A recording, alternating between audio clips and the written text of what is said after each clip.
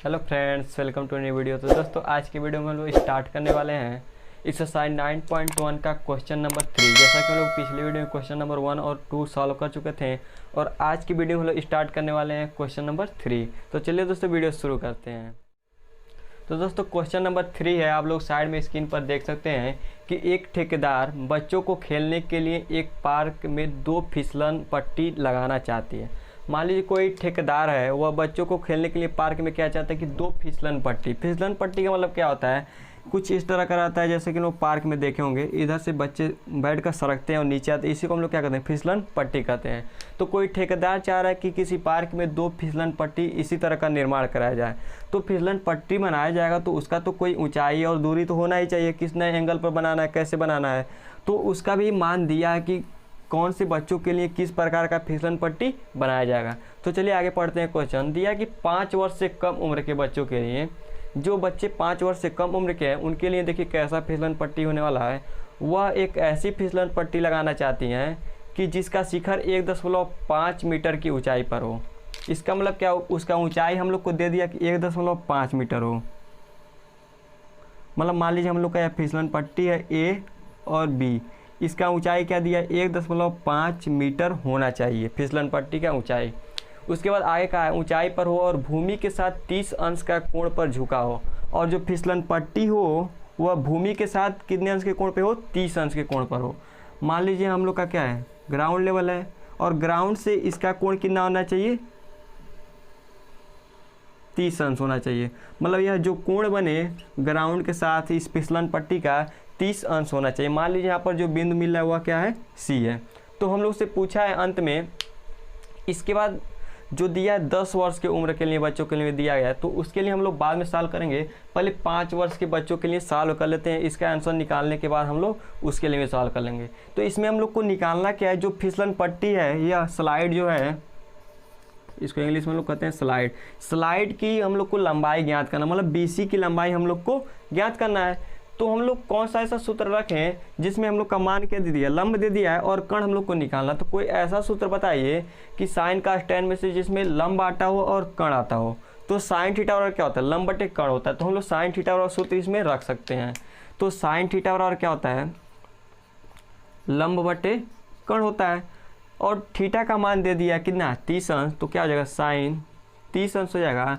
और लंब का भी मान दे दिया 1.5, तो यहाँ पर क्या हो जाएगा, 1.5 हो जाएगा। और कण हम लोग को निकालना है तो क्या हो जाएगा, BC हो जाएगा। यहाँ पर हम लोग लिख सकते हैं BC। और साइन 30 अंश का मान क्या होता है, 1/2 होता है। और यहाँ पर हम लिख सकते हैं 1.5/BC। इसके बाद BC का गुणा हम लोग इस साइड में करा देंगे तो हो जाएगा BC। और 2 का गुणा 1.5 में कराएंगे तो 3.0, मतलब 3 मीटर होना चाहिए। जो स्लाइड होगा 5 वर्ष के बच्चों के लिए वह कितना मीटर लंबा होगा, 3 मीटर लंबा होगा। इसके बाद क्या कहा है, आगे हम लोग प्रश्न पढ़ते हैं। कहा कि जबकि इससे अधिक उम्र के बच्चों के लिए, मतलब अगर 5 साल से अधिक उम्र के बच्चे हैं तब क्या होने वाला है। तो जब 5 साल से अधिक उम्र के बच्चे होंगे तो बोल रहा है कि 3 मीटर की ऊंचाई, जो ढाल होना चाहिए वह 3 मीटर की ऊंचाई पर होना चाहिए। मतलब इसका चित्र कैसे बनने वाला है, कुछ इस प्रकार से बनने वाला है। ये हम लोग का ग्राउंड हो गया और जो ढाल की ऊंचाई होनी चाहिए कितनी होनी चाहिए, 3 मीटर होना चाहिए। मतलब यह जो ऊंचाई है कितना दिया है, 3 मीटर दिया है। उसके बाद आगे कह रहा है 3 मीटर पर एक अधिक ढाल की फिसलन पट्टी लगाना चाहती है जो भूमि के साथ 60 अंश का कोण बनाती है। मतलब जो यह फिसलन पट्टी हम लोग का स्लाइड है, यह भूमि के साथ कितने अंश का कोण बना रहा है, 60 अंश का कोण बना रहा है। मान लीजिए यहाँ पर क्या है, C है। तो हम लोग को यहाँ पर भी स्लाइड का मान निकालना, मतलब फिसलन पट्टी का मान निकालना है। तो स्लाइड का वैल्यू हम लोग को यहाँ पर भी इस एक तरह से देखा है तो हम लोग को कण निकालना है। तो हम लोग ऐसा सूत्र बताइए जिसमें लंब आता हो और कण आता हो। तो साइन थीटा बराबर यहाँ पर भी हम लोग रख सकते हैं। तो साइन थीटा बराबर हम लोग यहाँ पर भी रखेंगे तो क्या हो जाएगा, साइन थीटा बराबर होता है लंब बटे कण। थीटा का मान यहाँ पर क्या है, 60, साइन 60 अंश हो जाएगा। लंब का मान क्या है, 3 है। और कण हम लोग को निकालना है, कण क्या है, BC है। इसके बाद देखिए साइन 60 अंश का मान होता है कणी में 3/2, कणी में 3/2 बराबर 3 क्या हो जाएगा, BC हो जाएगा। BC को इस साइड में हम लोग लाएंगे। इसके बाद यह इस साइड में जाएगा तो क्या होगा, पलट जाएगा। तो 2 × 3 बट्टे कणी में 3, BC बराबर क्या हो जाएगा, यहाँ पर कणी में 3 कटेगा, बचेगा 2 कणी में 3 मीटर। यह हो जाएगा हम लोग को BC के लिए। तो 5 वर्ष के बच्चों के लिए जो स्लाइड की लंबाई होगी वह 3 मीटर होगी, और 5 वर्ष से अधिक के बच्चों के लिए जो स्लाइड की लंबाई होगी वह कितनी होगी, 2 कड़ी में 3 मीटर होगी। इसके बाद दोस्तों हम लोग का चौथा क्वेश्चन होने वाला है कि आप लोग साइड में देख सकते हैं कि भूमि के एक बिंदु से जो मीनार के पाद से 30 मीटर की दूरी पर है। मान लीजिए भूमि पर कोई बिंदु है, वह मीनार के पाद से कितनी दूर पे है, 30 मीटर पे है। चित्र इसका हम लोग बनाकर समझते हैं। मान लीजिए हम लोग का मीनार है, मीनार को हम लोग मान लेते हैं, हम लोग का मीनार क्या है, A और B है। कह रहा है कि भूमि से 30 मीटर की दूरी पर जो मीनार का यहाँ पर पाद है, यहाँ से इसके 30 मीटर की दूरी पर कोई बिंदु है। यहाँ पर 30 मीटर की दूरी मान लेते हैं हम लोग, यहाँ पर 30 मीटर की दूरी पे क्या है, कोई बिंदु है। इतनी दूरी क्या है, 30 मीटर है। कोई बिंदु है, मीनार के शिखर का उन्नयन कोण 30 अंश है। शिखर का उन्नयन कोण का मतलब नीचे से ऊपर की ओर, मतलब हम लोग नीचे से ऊपर की ओर देख रहे हैं, तो जब हम लोग नीचे से ऊपर की ओर देखेंगे जो कोण यहाँ पर बनेगा, हम लोग का क्या बनेगा, उन्नयन कोण बनेगा। तो हम लोग इसको मिलाएंगे, ऐसे देख रहा है तो यही हम लोग का क्या हो जाएगा, यहाँ पर उन्नयन कोण बनेगा। और उन्नयन कोण का मान दे दिया, कितना दिया, 30 अंश। जो उन्नयन कोण बनना है वह कितना बनना है, 30 अंश बनना। मान लीजिए वह बिंदु C है, यहाँ पर C से 30 अंश का कोण बनना है अगर A पे हम लोग देख रहे हैं तो मीनार की ऊंचाई याद कीजिए, मतलब हम लोग को इसका हाइट निकालना है। मान लीजिए इसका हाइट क्या है, इसकी जो हाइट हुआ क्या है, h है, स्मॉल h है। तो चलिए हम लोग सॉल्व करते हैं। तो हम लोग को क्या दे दिया है, हम लोग को दिया आधार। अगर एक तरफ से देखा जाए तो यह हम लोग का क्या है, बेस है, आधार है, और हम लोग को हाइट निकालना है। तो हम लोग ऐसा फार्मूला रखेंगे, त्रिकोणमिति हाइट एंड डिस्टेंस से रिलेटेड कोई भी सवाल लगाते समय हम लोग ध्यान देना है कि क्या दिया और क्या पूछा है। तो जो चीज़ दिया रहेगा उसको हम लोग लेंगे, और जो चीज़ पूछा रहेगा उसको लेंगे। तो ऐसा फार्मूला रखेंगे, दोनों चीज़ उसमें आता है, उसके बाद हम लोग आसानी से सॉल्व कर लेंगे। तो देखिए यहाँ पर 30 अंश दे दिया है, तो थीटा का मान हो ही गया। इसके बाद हम लोग को क्या दिया, आधार दिया है, और उसके बाद क्या दिया, हम लोग को हाइट हम लोग को निकालना है। इसका मतलब क्या हुआ, हम लोग को क्या निकालना, लंब निकालना। तो आधार और लंब दे दिया, तो हम लोग को ऐसा फार्मूला रखना है कि उसमें आधार भी आता रहे और लंब भी आता रहे। तो tan थीटा का मान हम लोग रख सकते हैं। tan थीटा बराबर क्या होता है, tan थीटा बराबर क्या होता है, लंब बटे आधार, लाल बटे का आकाश हम लोग निकाल सकते हैं। और थीटा का मान हम लोग को दिया है tan 30 अंश, तो यहाँ पर क्या हो जाएगा, tan 30 अंश। थीटा का मान क्या है, 30 अंश, 30 अंश लिख देंगे। लंब क्या है, h है, h हम लोग लिख देंगे। आधार क्या है, 30 है, 30 रन देंगे। और tan 30 अंश का मान क्या होता है, tan 30 अंश का मान 1/3 में 3 होता है। तो यहाँ पर क्या हो जाएगा, 1/3 में 3 हो जाएगा। इसके बाद h नीचे 30 है तो 30 ही रहेगा, और 30 को इधर लाएंगे तो क्या हो जाएगा, h बराबर 30/3 में 3। और इसको हम लोग सॉल्व करेंगे तो लिख सकते हैं 10 × 3/3 में 3। इसको और आगे हम लोग हल करेंगे तो 3 को हम लोग क्या लिख सकते हैं, √3 × √3/3 में 3 से कड़ी में 3 कट जाएगा, और हम लोग का h का मान निकल जाएगा, कितना निकल रहा है, 10 कड़ी में 3 मीटर। इसका मतलब क्या हुआ, जो मीनार की ऊंचाई होगी, अतः मीनार की ऊंचाई कितनी होगी, 10 कड़ी में 3 मीटर। यही हम लोग का क्या हो जाएगा, आंसर हो जाएगा, ऐसा होना चाहिए।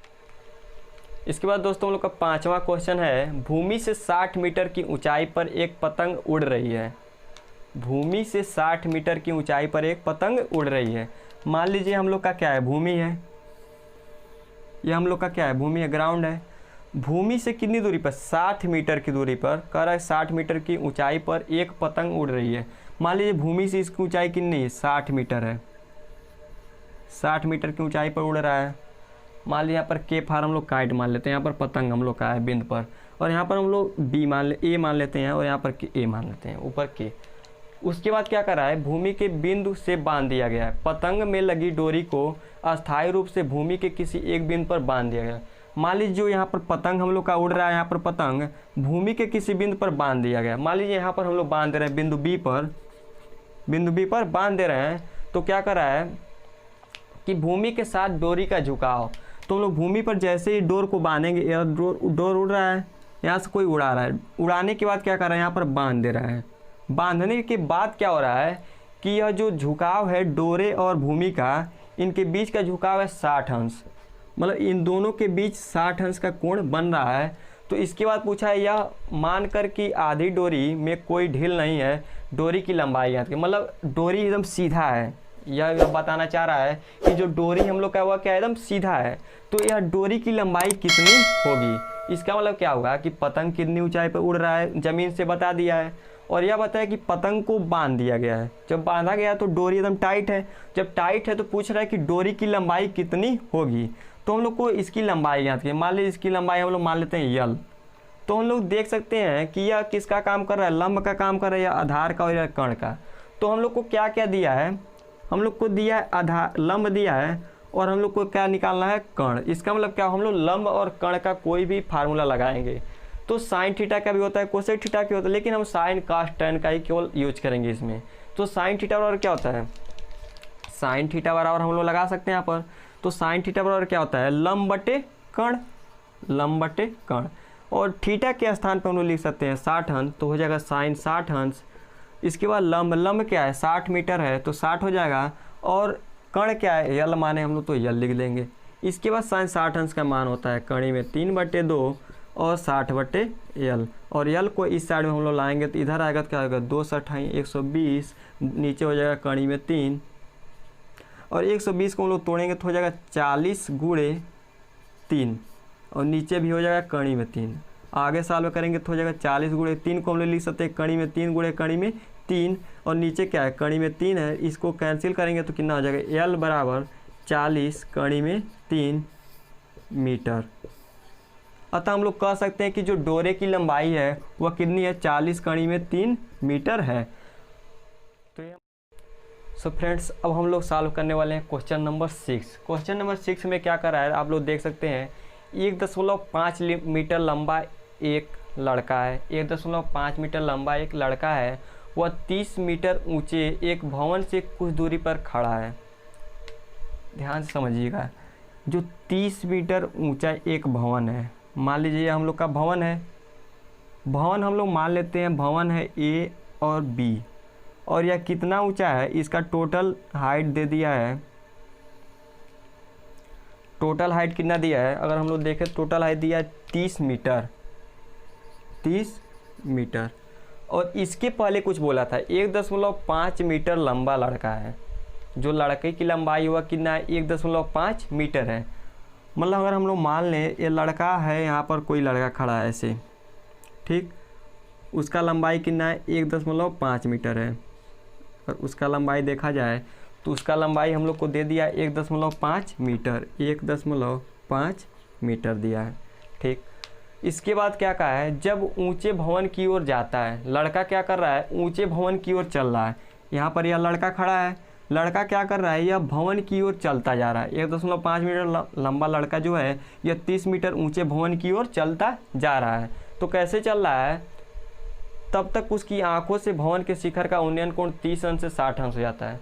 मतलब वह जब शुरू में रहता है, यहाँ पर यह खड़ा है, जब यहाँ पर जब अपनी आँख से इसको देख रहा है तो इसकी जो उन्नयन कोण बन रही है वह कितना बन रहा है, 30 अंश बन रहा है। तो उन्नयन कोण हम लोग किसे कहते हैं, मतलब जो कोण देखा रहेगा, मतलब सीधा देखा रहेगा जिस वस्तु को, और उसकी जो दृष्टि रेखा होगी उसके बीच बने कोण को हम लोग क्या कहते हैं, उन्नयन कोण कहते हैं। तो इसकी दृष्टि रेखा कैसी होगी, इसका हम लोग दृष्टि रेखा खींचे तो कुछ इस प्रकार से होगा,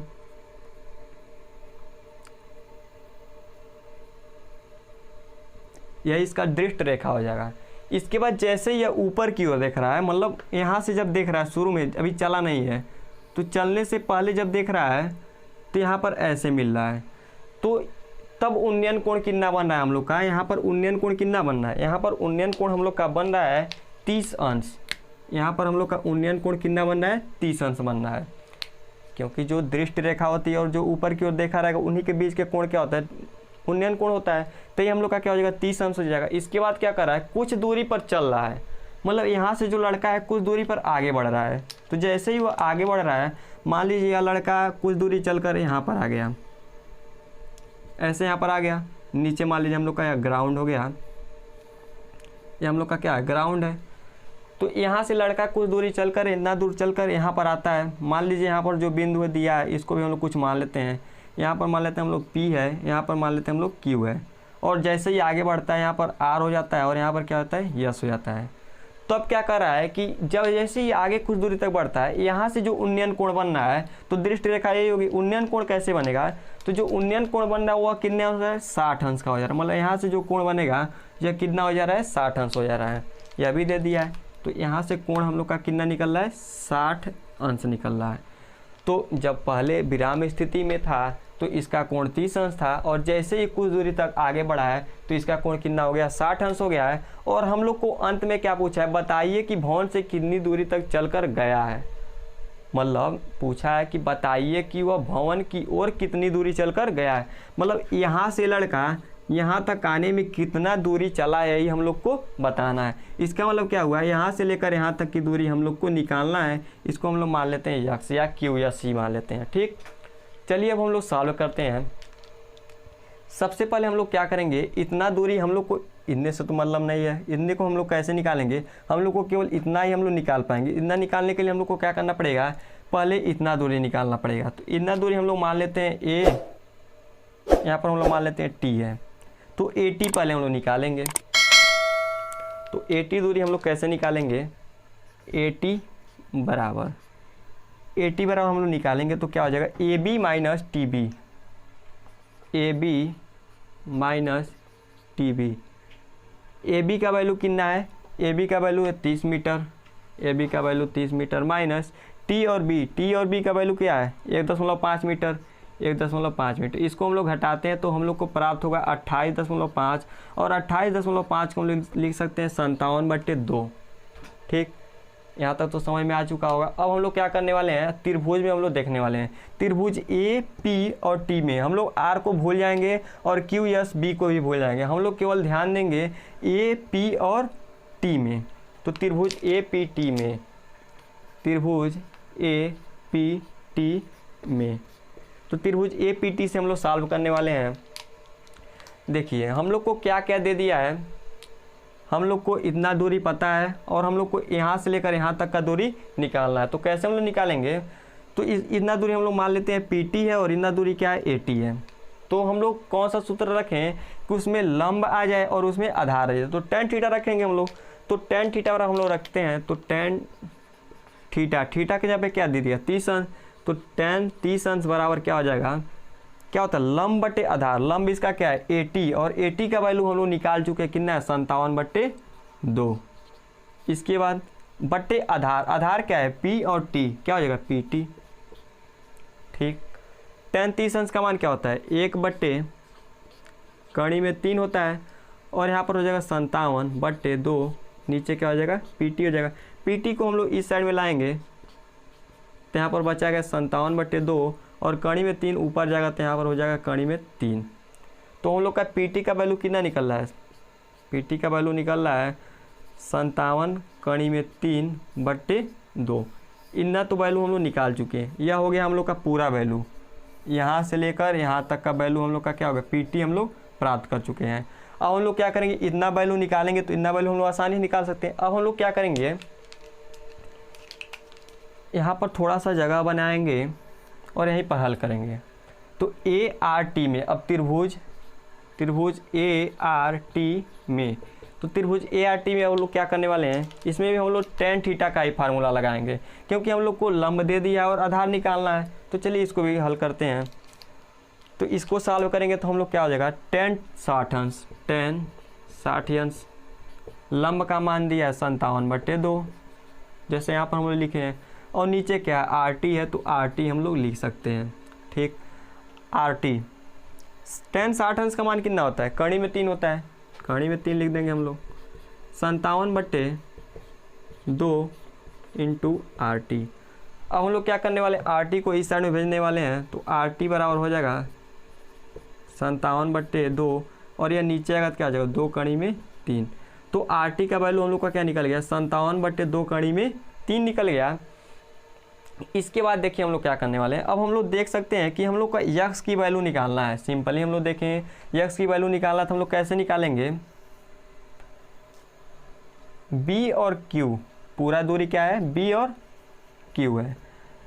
इसके बाद हम लोग को आखिर यही दूरी है, पी टी बराबर क्या है बी क्यू है, और टी आर बराबर है तो बी एस है। तो हम लोग को क्या निकालना है क्यू एस निकालना है। तो हम लोग क्यू एस निकालना है, तो क्यू एस हम लोग कैसे निकालेंगे, बी क्यू में से अगर हम लोग क्या करें बी एस घटा दो तो उतना दूरी हम लोग को निकल जाएगा। या इसको हम लोग एक तरह से और लिख सकते हैं कि टी पी में से टी आर घटा दें हम लोग, TP में से माइनस TR कर दें तो हम लोग को इतना वैल्यू निकल जाएगा। तो हम लोग यही सॉल्व करने वाले हैं और वहीं से हम लोग का वैल्यू प्राप्त हो जाएगा।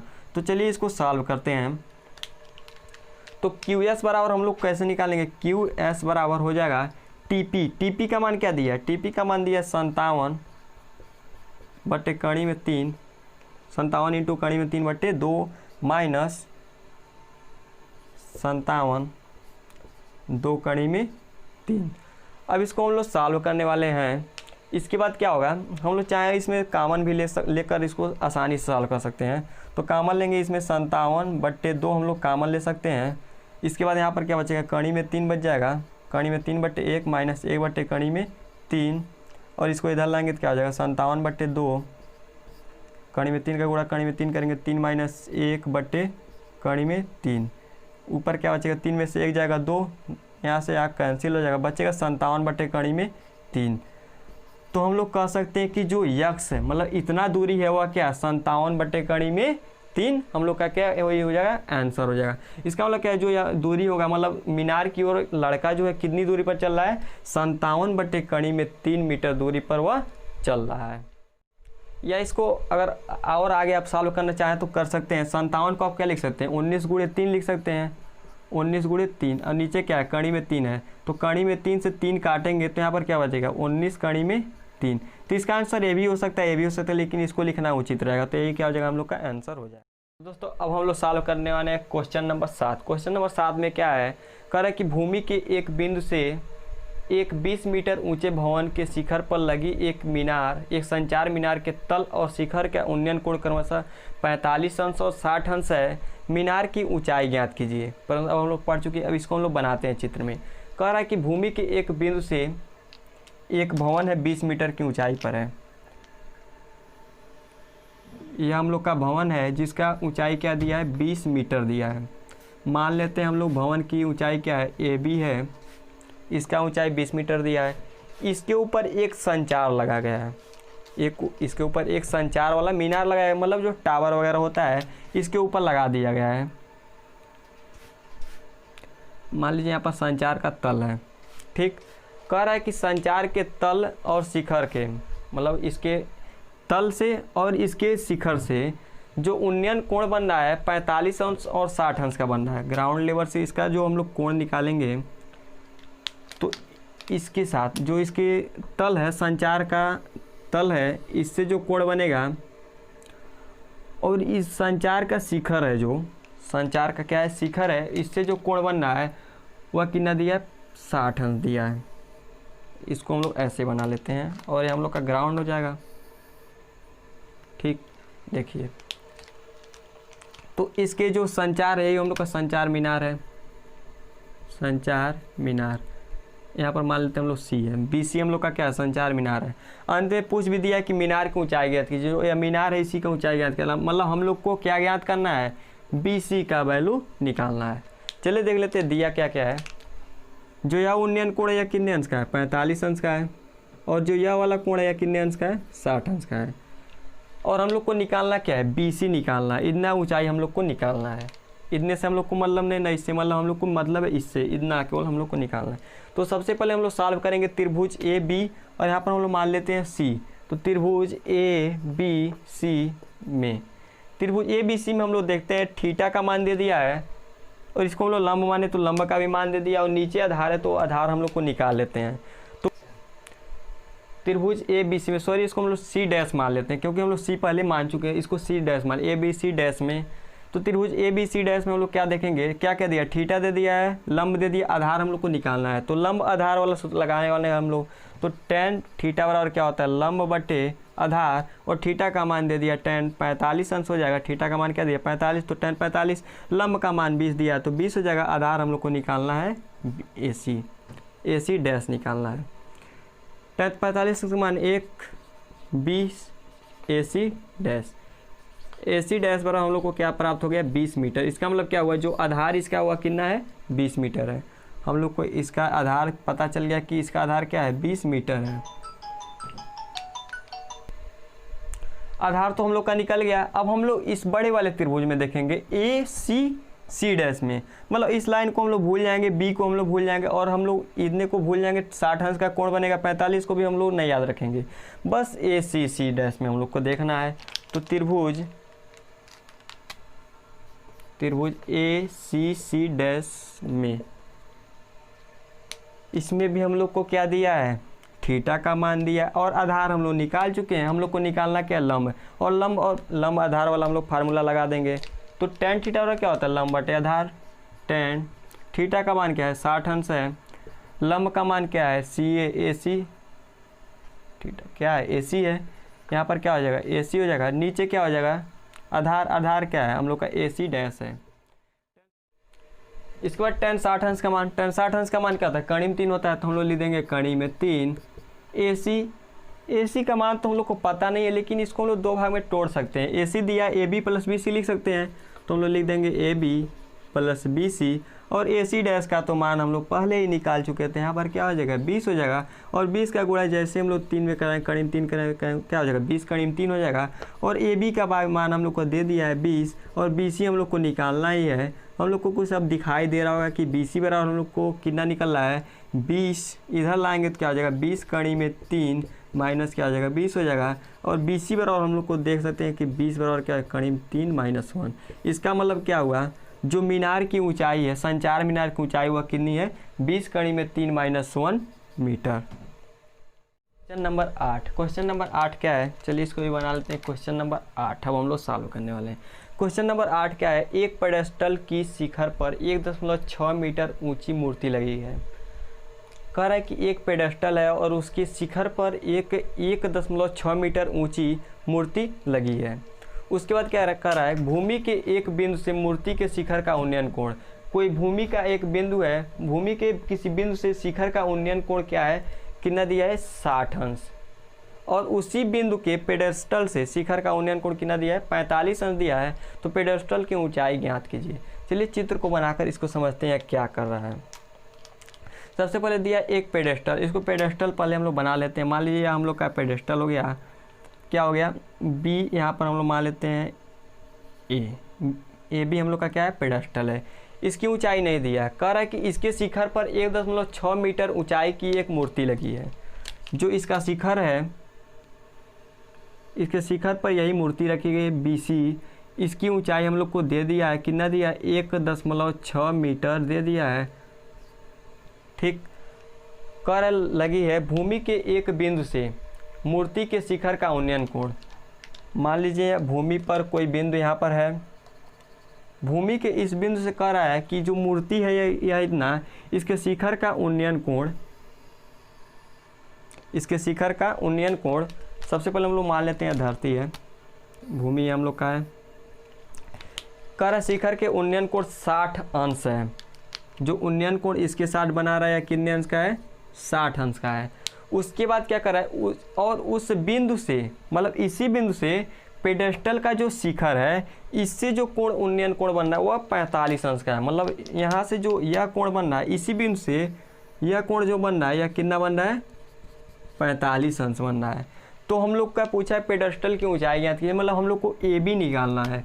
सेम पिछले वाले सवाल की तरह है, इसको भी हम लोग वैसे ही सॉल्व करेंगे। ए बी हम लोग को निकालना है, तो चलिए इसको भी सॉल्व करते हैं। सबसे पहले हम लोग क्या करेंगे, त्रिभुज ए सी, इसको हम लोग मान लेते हैं डी, इसको हम लोग क्या मान लेते हैं, डी।